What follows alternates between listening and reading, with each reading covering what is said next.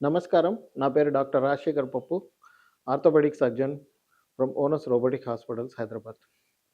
చాలామందికి కీళ్ళవాతం అని ఉంటుందన్నమాట. కీళ్ళవాతం అంటే రుమటాయిడ్ ఆర్థరైటిస్ అని వస్తుంది. దాంట్లో ఏంటంటే వాళ్ళకి నొప్పులు యంగ్ ఏజ్‌లోనే స్టార్ట్ అయితాయి. కొంతమందికి ఓల్డ్ ఏజ్‌లో స్టార్ట్ అయితాయి. అంటే ఇదొక జెనెటిక్ డిసీజ్ అనమాట. ఇది ఎప్పుడు స్టార్ట్ అయితుంది, ఎప్పుడు స్టార్ట్ అవ్వదు అనేది చెప్పడం చాలా కష్టం. It all depends on the gene expression అనమాట. మోస్ట్‌లీ ఫీమేల్స్‌లోనే ఉంటుందిది. ఎక్కువగా. వెరీ రేర్‌లీ మేల్స్‌లో వస్తుందనమాట రుమటాయిడ్ ఆర్థరైటిస్. ఈ రుమటాయిడ్ ఆర్థరైటిస్‌లో ఏంటంటే మనకి రుమటాయిడ్ ఫ్యాక్టర్ అనేది పాజిటివ్ వస్తుందనమాట. ఆ ప్రోటీన్ అనేది.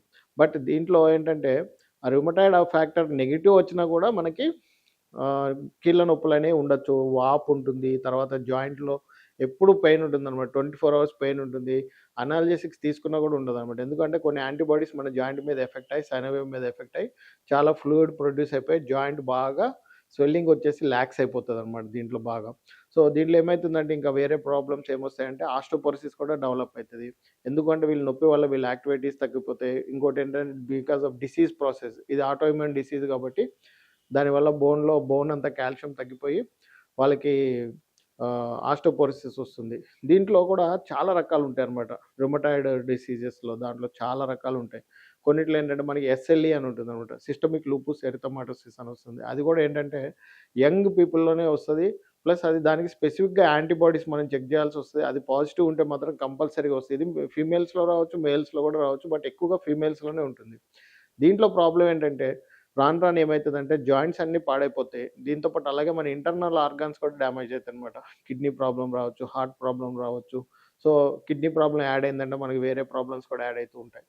అందుకని జెప్పేసి ఇలాంటి జబ్బులున్నప్పుడు ఏంటంటే కంపల్సరీగా long term, life time treatment తీసుకోవాలి. అలా తీసుకోని పక్షంలో ఏమైతదంటే disease will kill us. So, if you have to win the disease you have to take treatment కంపల్సరీగా. డిసీజ్ మోడిఫైయింగ్ డ్రగ్స్ అని ఉంటాయి. అవి పెడతాము. తర్వాత అలాగే కాకుండా ఇప్పుడు చాలా మటుకు ఇంజెక్షన్స్ కూడా వచ్చినాయన్నమాట. ఇమ్యునోథెరపీ వచ్చినాయి. సో, ఇంజెక్షన్స్ కూడా పెడతాము. బట్ ఇంజెక్షన్స్ చాలా కాస్ట్‌లీ అవి మనకి. సో, బాగా డబ్బున్న వాళ్ళే వాటిల్ని మనకి బేర్ చేయగలుగుతారు ఆ కాస్ట్. లేకపోతే తగ్గదనమాట. అలాగే ఏంటంటే వీటిలో ఇంకా సోరియాసిస్ అని కూడా ఉంటుందనమాట. సోరియాసిస్ ఉన్న వాళ్ళలో కూడా మనకి నొప్పులొస్తుంటాయి. దాన్ని సోరియాటిక్ ఆర్థరైటిస్ అంటామన్నమాట. సో, ఇలా ఈ కీళ్ళవాతం అనేది అది ఒక రుమటాయిడ్ ఆర్థరైటిసే కాదు.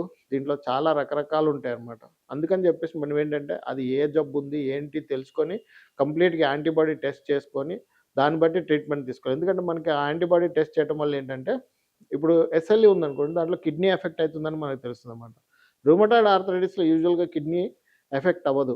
బట్ ఏంటంటే మీరు తీసుకునే లాంగ్ టర్మ్ అనాల్జెసిక్స్ వల్ల కిడ్నీ మీద ఎఫెక్ట్ పడొచ్చు అలాగా. బట్ ఇక్కడేంటంటే ఎస్ఎల్ఈలో అది మనకి కిడ్నీ మీద ఎఫెక్ట్ పడిపోతదనమాట. మీరు అనాల్జెసిక్స్ తీసుకున్నా, తీసుకోకపోయినా కూడా కిడ్నీ ఎఫెక్ట్ అయ్యే ఛాన్సెస్ ఉంటాయి. కాబట్టి మనకి ఏ జబ్బుంది ఏంటో చూసుకొని ఒకవేళ కిడ్నీ గనక ఎక్కువగా ఎఫెక్ట్ అయితుంది అంటే దానికి స్టెరాయిడ్స్ డోస్ పెంచుకొని, ఆ ప్రోటీన్ ఎంతొస్తుంది ఫ్రీక్వెంట్‌గా చెక్ చేసుకొని కిడ్నీ ఫంక్షన్‌ని మనం మెయింటైన్ చేసుకోవాలి.